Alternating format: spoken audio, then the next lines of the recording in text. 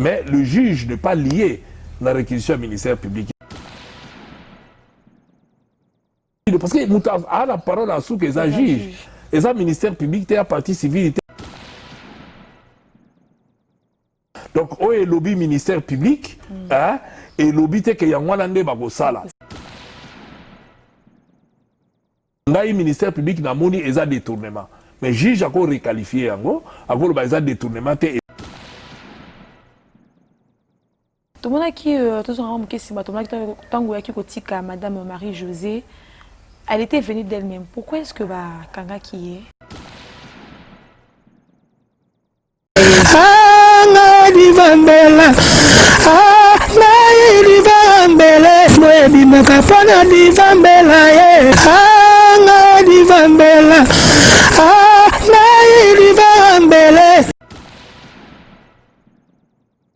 Bonjour Kinshasa, bonjour partout dans le monde, bienvenue dans votre chaîne que vous aimez bien, Cléboa.com. Ici votre aimable servante, la diva Mbele, la diva de la presse congolaise, toujours là pour vous tenir informé. Merci beaucoup à Pichu Mangaya, Maledi Boss. Et sur ces plateaux, Nazanga Mokote, Nayambi Mokwa Bayimbo, Kamokwa Bato, Babandi na Babanda, Makambango, moi Kalati, de l'eau, Ali, moi qui m'a manqué la circulation, mais pour le moment, à Sali, retour. Il y a la diva Mbele, la servante, Nabino, Nayouluki, la Binoye. Je signale que nous sommes là dans la résidence privée et personnelle de Yemoko. Akima il est là, il a une adresse. La main emporio derrière la caméra, tu vas m'aider à vous inviter Nangaï. Je veux ne sais pas lui dire bonjour, Ngana et Robé, Tama Masolo Mouké à Actualité à Congo. Honorable Francis Kalombo, bonjour. Bonjour. Bonne santé. Ça va. La santé, ça va. Ok, d'accord, Cléboa.com, Balantinho Soya, Mokimo, Bazol, Andona Mieto, Bataki n'a besoin d'Ayeba, Bazon éclaircissement par rapport à l'actualité, désolé, Kanamboka et Congo, à Kinshasa, Okaki, le Kito et le Kanaki n'a marché à Nazando à Monene, Batoba Koufaki et le gouverneur a beau déconfiner, c'est un déconfiné parce que sur le 100% à Misalo, ils ont amené dans 110 jours, même pas un quart à Misalo, et ça la population qui libanda. Pour nous, on a des campagnes de l'écanaki. Merci beaucoup. Je crois que le problème est que nous avons bien. Nous avons puisque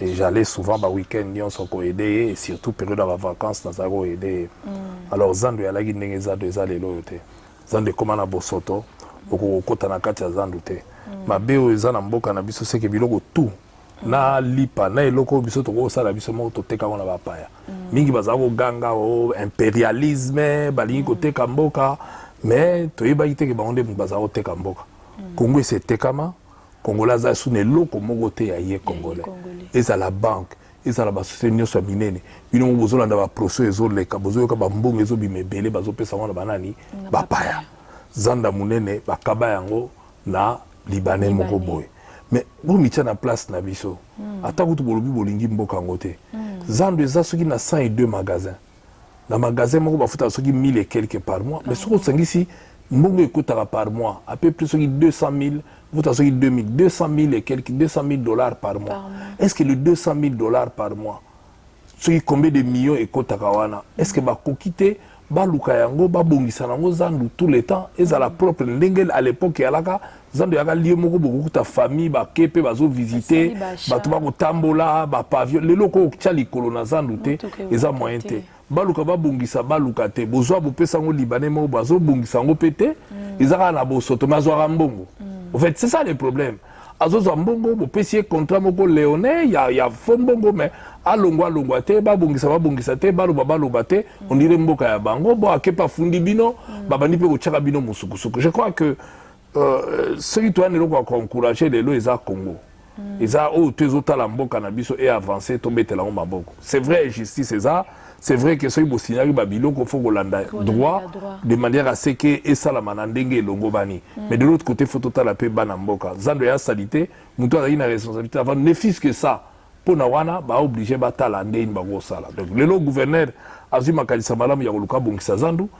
Moi je pense que pendant période de confinement ni tete ba mindondo wana ba funda wate peut-être la volonté na ya lingaki abongisa yango mais ba bongisa te.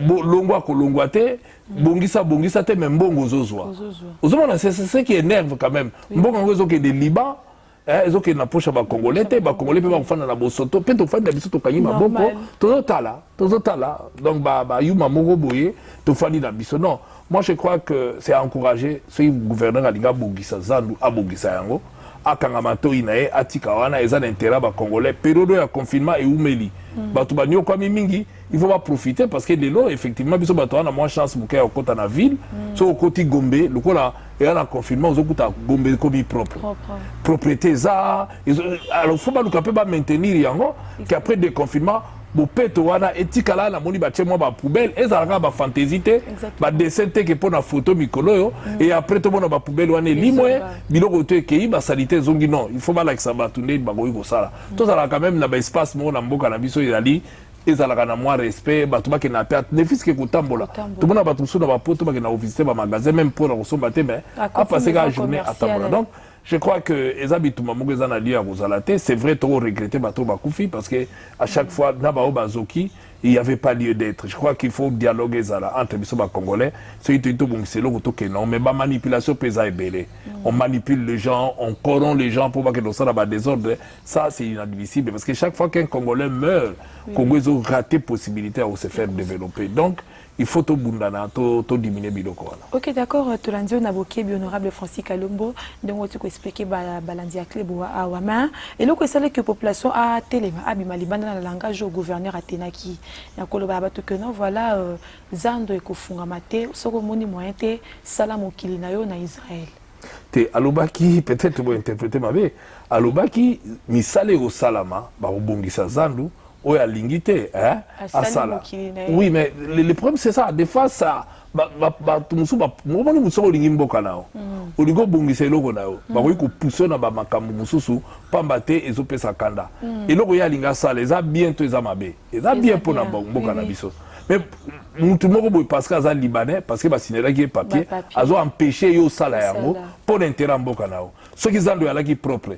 Soka maintenant qui yango bien nana lenga ki aboya lelo asala yango mutute mais o tient salité o zwaka mbongo tous les mois so to betelo machine awa o futa combien d'impôts o futa ba payé contrat à 15 ans pendant 15 ans abimisa ki de folar oyo ezakutu ke so to lobito lo balelo e mbongo place mbongo ngo pe ki to yebite bon pesika ndengo na ki se so ki ba retro yango ba retro commission yo faut être bon ba contrat busu to chango na mesa ba teka kamboka en réalité biloko tout na Congo tanga na lobaka ngo ba changa tembe na ba mapango batu mususu okoni nzeta manga meza su ya yote basomba yango lipa e koma mundele donc les roba boulangerie nyos to yebaka kale kanga po nini concurrence déloyale bango bacha mapa opa ba oteke la biso to yebi qualité nango pété et loko mogote alors que to ana ba boulangerie bozomona ke ba osala mapa na tongo ba mapa ya qualité bien ke ba te bele ba la su ba mapa wana pété et comment ka ba komo tindela ngo petit peuple ba tumi ba komi ba osoma mapa ba boulangerie mususu to yebi to boko tanga ba kombo na mango ya milele donc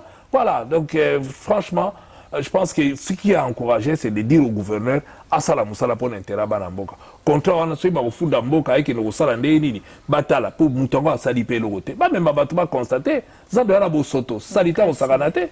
Et c'est impossible. Comment bozo vivre na kata bosoto? Biso ba toteka kana sandu to yebiza no ndenge alaka bazo film kala bazo ngisale lobutala soki même yo ministre ko ke lotamo na sandu. Na comment na ministre intérieur a pesi ba injonction na ndenge na ekuna pe gouverneur a pesi na ndenge na esko population bazo yebate ba roto c'est ministre to ba roto c'est gouverneur. Quand on a le écoute, constitution na biso c'est clair, il y a ce qu'on appelle la séparation à pouvoir. Je crois que ba province c'est na mo autonomie nango. Pour ministre intérieur, il y a province fait Azali. Donc, ils ont la autonomie, ils ont la biloko, ils ont la compétence exclusive. Il y a ville. Donc, je crois que ville a droit, il y a gérer l'autonomie financière. Il y a un chaque province, tu vas dans l'assemblée. Niveau, il y a chaque province, il y a un député, il y a un gouverneur, il y a un Hollandais. Donc, je crois qu'il faut avoir une limite pour te dire que na maîtriser pourquoi ministre a intervenu dans quel cadre mais toujours que libanais ala makasi kolega soit comme le ministre lettre na 11h na 14h vous en la réponse donc ministre a attend déjà à vous répondre mais yo comme la ministre attend 5 jours la ministre belata ministre de justice le là tout bazoloba mais ceux qui libanais on a comme le ministre de justice une heure ya belé réponse on dirait ça vous zelaye aya comment et qu'aider. Donc finalement, il y a Congolais comment. Ce que vous avez réponse, il faut s'il s'appelle l'église, banini pour nous avons pour réponse. Donc je crois que il faut tout dire que il faut pas diriger bas sur la avant. Pour les populations vivre un spectacle en démoile. Ok, d'accord. Merci beaucoup, moi Namboka, Francis Kalombo. Dans les Camboya nomination, il y a un mandataire, Tomoni, sur 300 mandataires, au Mokonzi Amboka, il fallait nommer Kaka 10. Et il y a 10 ans, nommé Kaka Babilongi à Kala Kala. Dans la nomination, Tomoni, il y a un exemple, Bandeko Lambert Mende Azongi, Nani, Ndeko Moussou, Kombo et Kimingama Moukié. On nomme une personne étant que mandataire, mais a occupé déjà 3 postes, 2 postes. Même soit député, sénateur, Azabou. Si ce poste qui est mandataire, qui s'est lié. Biso na Congo, jeune, na chance à ça la tête, on est. Bon, tu as un outil à bango. Jeune, on peut pas avoir parti dans bango, faut bailler baké. Parti, on va saler la magablo na bango pour na bango, l'axi bango za pour na bango. Parce que même si on va na Sony, le gars a déjà na mandat moko. Pourquoi on le battait? Oh, il peut sa militant nanga.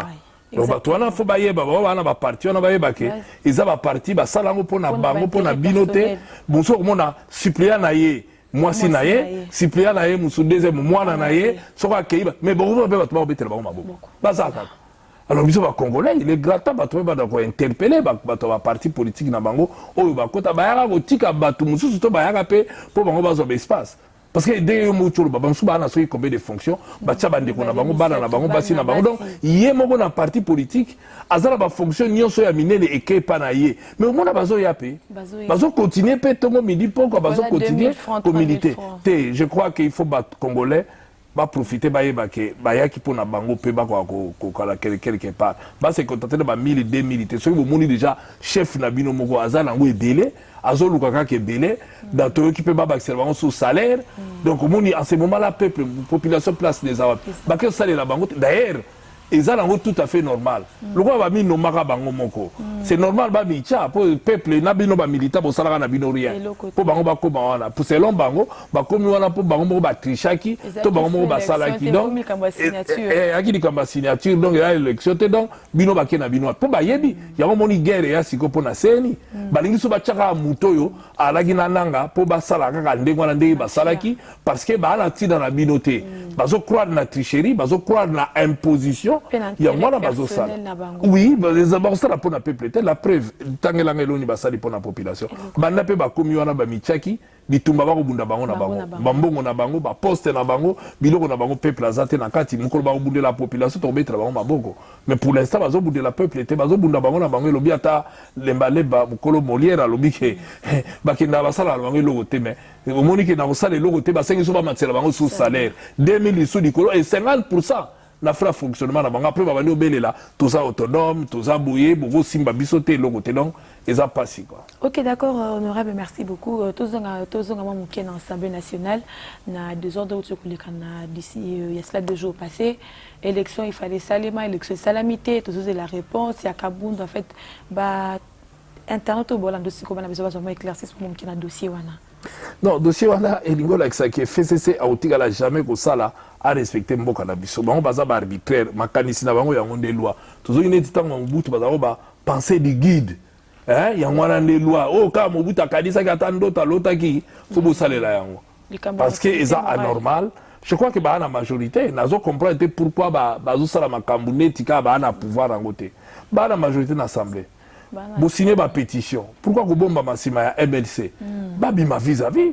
Parce que MLC a la majorité, a la opposition. Bah, ça n'a pas opposition. Bah, si vous avez MLC, bah, signé à sa pétition. Ok. Pétition commis. Kabunda réclame à Biba signifier délai les kaki. Au lieu à 72 heures. Ils ont droit à la moindre des choses, c'est de répondre. Puisque le règlement intérieur, Binouma Bossaliango.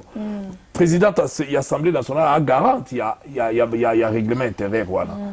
Bon, à se plaindre, Bossali, motion d'attaquer la justice, bon, c'est la décision de la justice, vous passez outre. Donc, pour nous, il ne faut pas passer outre. Au bango balingi, il y a un monde fait ça là. Au bango balingi, tu sais quoi, tu peux perdre, en tout cas, aux intouchables. Donc, bago simba ote, bago salero ote, salo yo lingi, mutaolobanayo, azate. En fait, c'est ça l'entendement. Mais justice c'est une décision. Bago tu parles toi la démocratie, état des droits. Mais démocratie, bago bazo tout est la tolo. C'est parce que balo ezate. Bah côté na parlement parce que loi justice est déclarée bango boza et libo badozo mbongo bango réclamer na komati ça parce que loi est lobaki parce que cour suprême cour constitutionnelle est lobakate mais les bango bazate mais les baninga bazalate so bana besoin bandimi so komi à l'encontre na bango hein ba komi boina boyango moni na ibsaka batu toujours na sekata ba homme politique balobaka je fais confiance à la justice de mon pays. La justice, état des droits, parce que tant que balukela bango ba sa ni babele la ba komi eza injustice. Talaka bango ba état des droits, balobi justice c'est ça là. Mais tant que justice a une décision, il y a koloba na bango bo sur mais il faut dire écoutez bango nini, ba presser à nini. Le lo ata ba rejeter ni na bango cour constitutionnelle. Lo ba na majorité. Ba lingi kabuda logo. Ba on dit que climat pour travailler dans un climat où les assoubdientés, la moindre des choses, Kaboun ne demande qu'il va respecter Mibeko. Moi, je crois que attitude dans Kaboun est bien. Il saisit la justice. Est-ce que Makambo va ça les agir? Si les agir, ça va se plier. Mais si on les agir, c'est pas Bandela. Babenga na ba so plus de 300 députés de moment ba kumisaka. Alors, babenda na so ba so 300 350 so ba baxi, lo ba bi ke muta MLC muto asutena yi bango so ba pe na MLC na kati na bango, ba baxi ga na MLC na kati na bango. Ba signer pétition na misa batu et ba su pétition wana, hein, ba exercer ko kabuda ko longwa na ekaka. Alors, pourquoi va faire vivre biso ba spectacle? Pourquoi pe ba banda ko lakisa ke justice rose wa décision bango na mona ki muninga na bino moko Christian Lusakweno a posé qui obé mina ko question et na mona ki obé séchaki na question na zanga ki réponse à répondre pour et kanga qui est coup de chapeau na question ya Christian Lusakweno a tout dit donc on a l'impression que na parlement justice est à la rabinoté donc parlement bozawana bino kako bino bolingi bino monde décidaka donc justice c'est le juge décision bino beaucoup appliquant côté toza autonome toza inviolable non. Chaque liberté a une limite nango. Limite na yo et sous qui place ya o musu e bandi. Justice c'est ça combat biso nyoso pour bango ba côté d'ailleurs et ça la mibeko ya conseil d'état wana bazolo. Mais qui a voté la loi à salagi mibeko pour le fonctionnement na bango?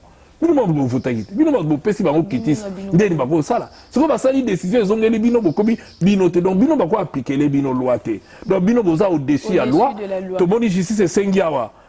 Ministre ya Tumba John Tumba ya UNC balongoli ye mbangu mais l'immunité pour nini aza muta PPRDT UNC balongoli ye batindi ye lelo bakangi mais tant balingi basala motion même pour la ministre de la défense babwa kisi yango parce que PPRD oh basenga immunité ya sénateur boye lokola aza PPRD ba olongola te donc pour na bango justice etali bango te loi etali ka o bango balingi soki eza na intérêt na bango loi ezate tala deba au sala makambu ya CNI bino mo bozo vivre on balika ba imposer mutu na bango à l'encontre ya bino tota musamboka ngondeli à quel moment justice te mingi ba décision colonini FC ça ko que la peuple mawa peuple azo souffrir bozo réclamer 2000 ba enseignant kutu ba réclamer attention ki 100 ou ya pamba ba pesa ka bango te ba enseignant ba fonctionnaire bo siko yebisanga bazo pousser nini biloko wana to ya ba tentative ba pousser ba to ba kene na grève. Okay. Hein, comme ça va paralyser le fonctionnement, il y a pouvoir. C'est au président de la République qui a la décision, il y a la vision, il y a la donc parce que voilà, besoin inciter couche moussa société ba que mbongo ezé belé, mais bango bango ba refuta na bango et puis na période ya corona économie ezotambola te crise eza makasi ole kutuboka disa mbongo wana batonga ba hôpitaux bango ba 500 multiplié par 2, ça la calcul rapide. 500 fois 2, ça dit combien? 500 fois 2, ça dit 1000. 1000, hein? Oui, oui. 1000, voilà ce que c'est ici. Combien? Vous savez combien? $2000 na chaque député. Machine moko ya respiration pour l'hôpital, hein? 5 députés, tout sont appareil mobile. 5 députés, tout sont appareil mobile. Combien d'appareils, tu crois que tu vas réclamer tous les mois? Bah, donc, on a $2000, il fallait pas le baquer. Bon longo la biso ba 2000 boko bakse la biso bo somo ba ni pona ba hôpital to ngato ba ke ba au moins ba kende ko bundela peuple mais ba ko ba zo luka ba poche na bango ba fonction bango bilo ko tout bango alors à ce moment là elengeza les sociétés. OK, raison ni bango ba avancer qui pona ndenge ba majorer bango $2000. Quelle raison ils ont avancé? Donc d'emblée ka ba bango ils ont tes amboka na bango te il faut ba sala ndenge ba lingi yo yebi ke ba vota loi ka ba ta FCC. Tout ancien premier ministre, vous voyez, combien? Tout ancien président de l'Assemblée nationale, combien? Bah, corps de l'institution, ça va voter. Bah, si la Sony. On peut pas voter quand on va gagner ça qui, bah, on va gozala kaka. Bah, on va longwe, bah, voter les batumususu, bah, on va au détriment du peuple. ozomona ba nommer nde bato mususu bango te. Donc il est grand temps ba o ba alelo ba réfléchir. Il est grand temps de la population. Mais tu sais un peu la population à ce monde. Tu as le monde des réseaux sociaux. Bah on débat vivre parce que tu as le monde il y a RTNC. Oui, il y a RTNC pour communiquer les lois à RTNC tu les réseaux sociaux, bah tu vas voir l'autre temps sur les RTNC. Les gens sont d'accord na bango na ba R news ba Hollanda échanger. Donc bah tu vas au courant news sur des kalamboka et que bango ba ko zo ba sous population te. Au moins population ba no mona que bato heureusement la ebele na bango peuple a voté bango te ba tchagi bango te ba micha. Donc ba miche pour na peuple te ba miche pour na bango et puis bon pito bazo le la qui c'est até. Ba pareil ezate. Boza la mawate. Ole bozo tambongo wana bino moko boloba. Tozo c'est la ba député ba lingi population ba 2000 wana. 2000 wana ya tout parce que 2000 ya na mois mon côté. Tous les mois pendant 4 ans etikali 2000 par mois. Na chaque député 50% il y a fonctionnement na bango ba bakisela bango siko bola kisabiso bo amitema malamu bolingi mboko yo bo décréter banda lelo 2000 wana bo sengi po na bino basombaka yango ba machine ba nini ya respiration ba équiper ba hôpital na biso ba bongisa mama ye mo ba tonga nango bo hôpital to kobetela bino maboko mais bino bolingi ya na ba poche na bino boza na mawamboka. Ok, d'accord. Merci beaucoup, honorable. Comme nous avons parce que nous avons caméra, il faut trouver les solos qui sont à Macambo et le niveau de la justice. Tout le monde qui est bongo en parlant du procès sans jour, tout le monde qui est bongo, avocat, il y a Madame Marie-Josée Mouenge, au hasard bongo collaboratrice, pardon, et amie de la chature. Tout le monde qui est dans ça qui a vu des recherches pour adresse naïe bandaye koye banate par rapport à Mouto ba collaborateur naïe, mais tout le monde qui quand même au défendre et aux avocats naïe au défendre et le connu les autres poussés au défendre parce que dans côté la dossier c'est un dossier un peu compliqué parce que comment une personne qui gère tes millions et babisika vendre rater. Merci, mais on dit que responsable est belé et bah il y a des travailleurs dans bango peu militaire. Beaucoup alors en adresse, mais il y a peu place de travailler pour faire la terre ou déménager. Là de pas le problème. Et puis pendant au côté la moto, constituer lobby moto tout a un droit aux à assister. Par un avocat dans l'instance sur la justice. Et moto tout a un droit même moto tout le monde a la poto terroriste à la bombe à bomi batou mais à un avocat. Il faut pas comprendre le métier. C'est ça difficile. Mais jour où on a un problème, on a besoin. Tout le monde a un poteau. Moutake beta shekula. Azu sheka mutu aibi na nani ba frapper ba kangiye. Mais on a besoin d'avocat, mais il n'y a pas que dans Ouiba. Donc, elle a mouillé, elle a droit à la défendu. Tu as une défense, ce n'est pas que Ngaïbo Moutaïba qui n'a qu'à défendre, et le voit que Moutouala qui mouille, il est silité. Ngaï, un avocat d'abord auxiliaire de la justice. Sans biso, justice, autant pour la bienté. Donc, biso n'a pas juge, tout a même formation, même classe. Si tu as un poteau bétana, tu as mis béconde loba, juge. On doit condamner Moutounanga au lobby à Ibaki. Ngala Monique, au lobby par exemple à escroquer. Ngala Moni a escroqué à Ibi. Au vu à Boui, et à escroquerie, mais à vol. Et donc, tout ce qui est là pour la bongo, pour la relaxer. Et puis, Moutoutou a la défense. Moutoutou yoso monake. Asalaki mabe mais ngala mona kaza victime. Tout le monde a battu ba utiliser bango kende ko sala boye. D'un côté c'est vrai asali mabe pour ba mais ça peut victime de l'autre côté nani a koza na courage à la juge que muto azape victime. Et ça ka biso ba avocat, biso ba toyebi pe mibeko pour to la juge. Donc mututu a na droit ya koza la assister, ya koza un avocat et batu ba en vouloir biso te ba avocat parce que côté les butu boye. Les affaires sont les affaires des partis. Il y a un taka avant avocat à parole, tu as taka toji à noir. Toujours tu as taka ça problème il y a batu, il y a un biso tolati. So il na longoli yango, na zongi mutuneti yo nangai. Donc les rwana na zongi ngai. Maintenant on a lati yango ba na lati problème à batu. Eza la mutamabe, eza la mutamalamu. Donc maintenant na repona. So il a moni que muto na ko défendre na ndimi. So il peut na moni que muto na zo défendre. Ezo kende na nini na ngate. Modèle toujours que non on a gobuya. Prenez un exemple. Mutu bomoni devant l'évidence que abomi mutu. Bon, si vous tant boye azo wangana. Ngai personnellement. So zo ko ne wangana oboya ko défendre. Oui. Na ko préférer ndima voilà na abomi mutu. Ngai na ko défendre Clémence ta musu da bon. Abomi mutu. Ole ba prenez un exemple babi peine de mort. Na ko plaider bon. Botika ya ta azala prison à vie. Au moni afani na prison na ko zala pas à l'aise. Mais ceux qui au pays na lokuta non mais na ina répéter le seul moment batu baeba le contraire à yozolo ba na justice et ça mensonge karaté c'est-à-dire que vérité la justice ba vérité c'est belé mutamta la vérité yaye donc là la vérité à client nanga et ça c'est que le client nanga zoloba et ça sûrement le contraire nango est un mensonge c'est la vérité naie donc la vérité nanga la défendre la vérité à client nanga justice peut à défendre oh il y a monique il y a client il y a mutunae kuna partie civile donc ce qui n'a kabo ce peut na ngamba partie civile la défendre l'intérêt à partie civile nanga donc il faut pas comprendre que ça il y a gymnastique mais tous a appelé à défendre tu école les classe pour te défendre sans biso justice et kotambola te on va benga biso to ba auxiliaire ya justice to ande mona ba juge ya zakuna nga na za koto pona aider manifestation biso tout au sala to concourra na manifestation à vérité pour vérité et triompher et permettre les juges à le droit ya wana musala to salaka donc la kedaki elle s'est présentée et a teke na memaki na makasi volontairement a décidé qui et elle m'a consulté pour na ko assister la phase et la ndimaki et je le fais. Ok, d'accord. Honorable, tout le monde a quand même un dossier un peu compliqué. Prenons un peu compliqué dans le sens que, deux exemples, Eliane Bafé, vous étiez parmi ces avocats. Le dossier, voilà, ce dossier, il y a une main noire derrière. Est-ce que le client, c'est pas na yo ou bien yo d'abord, vous savez, on a droit à la publicité. Oui. Donc, tout ça, la publicité, Netia, Bouinaboué. Non. Ma client va consulter la biso à travers le Bayebi et que ça la en sorte que Baye. Et ce qui vers biso, Togoyiko Ndima, tout comme Togoyiko Boya. Togoyiko Yoka Moutou, tout comme Togoyiko Moutou, Tolingite, Toboyi. Donc, tu as un libre choix. Il y a Rondima pour défendre et le Kotomoni. Mais, on a un dossier peut-être au Yozomona. Mais chaque jour, tu auras devant les cours et tribunaux pour que tu aies un dossier qui est médiatisé. Tu as un kaka, dossier et tous les jours, on est en permanence sur les dossiers. Tu travailles chaque jour, tu peux éviter. Donc ça n'a rien à voir avec Oyozoloba. Mais c'est vrai que, et arrive à tout comme l'avocat, et arrive à l'avocat, il y a la consulter dans le dossier, et puis il y a un dossier. Nous, on ne va pas chercher.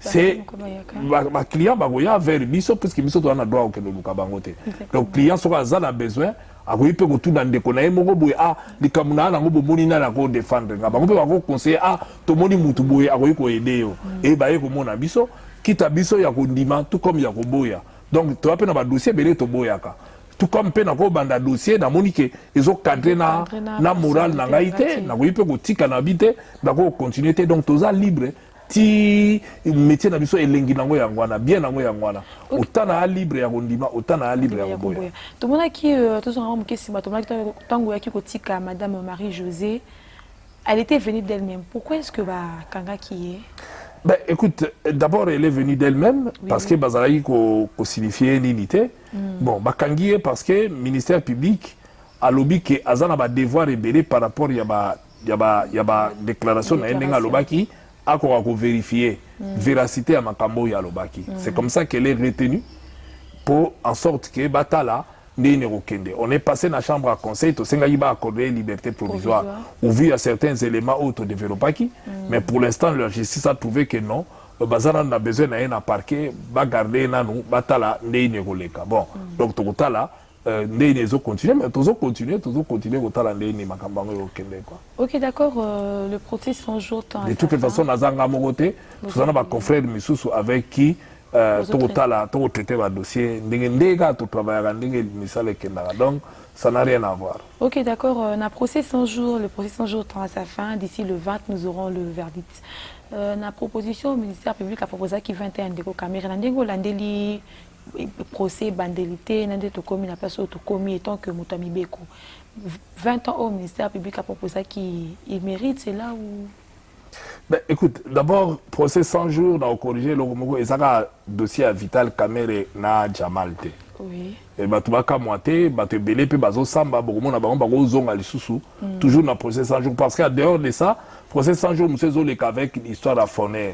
Ils ont les canabadis, il y a office des routes. Donc, dossier 100 jours, ils ont un procès belé, ou ils ont médiatisé, puisque, binomo monaki, ndeko kamere, alobaki, a sengaki, ils ont médiatisé, et mututo a senga. Dans mon pays, à Foner, les kaki na télévision, mais missus peso les cas la télévision, mais ils allaient toujours, audience à la publique. Donc bateau baligi bazo kenogota là bazo assister à l'audience. Donc pour ces 100 jours c'est limité quand on a dossier OT et il y a un dossier belé tout et salamakité il y a un bon bazo évoluer dans malembe puisque bateau sous peut passer à kangamati lelo donc toujours dans cadre à poser 100 jours. Au moins donc pour na kotanga ba kombo na bangote donc ba dossier les alliés belé les autres que les binomo mona va présenter qui binon de Komasaro azana prison mais à sambité yépé à osamba lisusu le moment na dossier kaka voilà yanga na cadre wana jour le goya ceux qui décidé à samba à osamba donc côté wana maintenant par rapport à réquisition du ministère public lui a évoqué la loi c'est ce que la loi demande pour na kabouye ba senga kabouye peine boye ce qu'a monique ba mesure les a tellement grande ce peut ba moni moins à cause senga moins c'est le cas bon par exemple la corruption ba sengi boye ba sengi donc tout ça ils a réquisition naé mais le juge n'est pas lié la réquisition du ministère public il y a un bon dans ba cas belé ministère public a cause senga 10 ans mais juge a payé sur 15 ans parce que l'infraction est prévue aux Adam sous 20 ans. Mais le ministère public, selon il y a Boni Mouké, mais juge à l'hôpital, on a dit parce que a la parole à sous que ça juge. Et ça, ministère public, à partie civilité, et ça, IOPT. Donc, yo sambi, le juge, au moment où on a dossier en gros, à tout moment, le juge a suffisamment éclairé. Donc, éclairé, le monde a ayokio, et puis si idée, à l'autre bozo là. C'est quoi, le non? Na comprendre l'autre bateau bazo là. Alors, ce qu'on a fait, on a départagé bango. Donc, on a décidé. Donc, c'est que le juge a suffisamment éclairé pour na katali kambo. Maintenant, est-ce que muta mérité en ce moment-là, on poussé ngai na kota na fond, na pesa point de vue nanga. Or, la métier nanga en tant qu'avocat, na a droit à naté. Donc, permettre ngai té na ko expliquer au aspect technique pour la compréhension ya population batu ba yeba. Donc, o e lobby ministère public, hein, et lobby té que yangwana nde ba ko sala. Eza à requérir à sengi ndengwana. Maintenant, c'est maintenant au juge qui va et puis et l'autre batu faut ba yeba ngo eza une intime conviction à juge, bien intime. Donc le juge a la loi et puis il faut la convaincre que muto yona moni que makambo bazo landelaye eza ya solo. Ozomona et yango bokomona tant le juge a se prononcer a bando kende prévention par prévention et puis so bomoni atangi a lobby établi. Et nous va pona yé à motiver le jugement par rapport à l'okoboye na moni infraction au ministère public azolandela yé et ça établi mais l'oko musupe ba faut ba yeba dans bango en général beaucoup qui peut ko kamwa ke balanda ke pona détournement mais juge a condamné par exemple pour un vol et à façon que on a utilisé voilà pour comprendre bien parce que détournement d'un vol est la même peine mais pourquoi juge a roloba dans détournement non parce que le tribunal est saisi par le fait fait au mutasali et il peut requalifier ça à cause asa obligé à tirer la qualification du ministère public donc il peut retirer la langue mais il y a contrat judiciaire au saisir mais na kati on a ngomoni asa poser bango ba question par rapport à ba fait c'est qu'on y est pas au fall à ça idée à cause même qu'on nango plus loin à cause même qu'on requalifie comme association de malfaiteurs exactement. Et association de malfaiteurs, les peine de mort. Mais alors que il y a le bas qui détournement. Mais il y a le non. Dans la moni, bateau ba yokanaki au préalable. Il y avait attente préalable. Mutuna mutu ba pesa ki rôle na ye. Donc l'élément nyonso nga la moni ezo cadre na kati ya association moko ya ba malfaiteurs. Bato moko pour sala ka mabe. Donc erwana juge a requalifié et association de malfaiteurs est commis peine de mort. Peine capitale. Erwana moni qui est commis sous plus grave que Oyo procureur la Sengaki. Non, le but est que dans les autres, ça va tout pour comprendre que le tribunal les a saisis n'a pas fait. Donc voilà, ma camunga na elio bateau basala ibo. Ngai ministère public na moni les a détournement. Mais juge a encore requalifié yango, a encore les a détournement te ezabo par rapport à ma solo nga na yokibino, na classe nga na ekoli na o loi et lobby parce que le juge n'a comme autorité que la loi. Donc on les a likola juge la loi. Donc mi be konde mte ebisie ke eloko boye et lobby boy. Donc yo ko kata yango boy. Donc biso pe ba avocat to yebi ke eloko boye ko yiko zala boye et toujours défendre pour client na yo a tomber na o ya makasité to ya ndenge nini te donc débat o moni zawana. Donc c'est à eux de décider ya mta otala ndenge nini ezali. OK d'accord to comme ya ce émission merci beaucoup na ndeko ndima ki invitation na biso. Mot de la fin na bato bazolanda aussi na baimboka bazolanda. Mot de la fin ezaka que na sengi merci na ndenge bazui ta na bango ba mega na bango ba unité na bango po ba kolanda biso à travers nini ya Kleboa. Na opesa pe bukolo nini ba mbote ba sali tout mona na kala. Donc mais les plus grands problèmes les lois ezana mboka na biso zo le ka otu bozo mona. C'est vrai, changement ya ka facilité.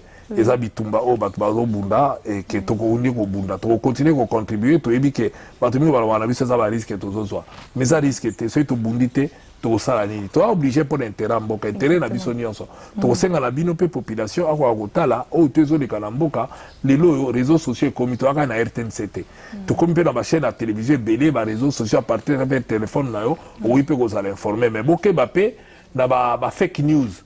Ba fake news pèse délai, boluka moyen, bo vérifier ka ba information, boluka ka o eza ya malamu de manière à ce que bo tomber pe na ba piège wana te pour tout mona bilo ke belezo circuler na internet pour tout ça au katsango ya solo ba msuba zo monnaie compta, ba msuba soane li yango mais alors qu'en réalité ça ba fake news. Donc en tout cas merci na tana bino bo zui pour na boyo kanga.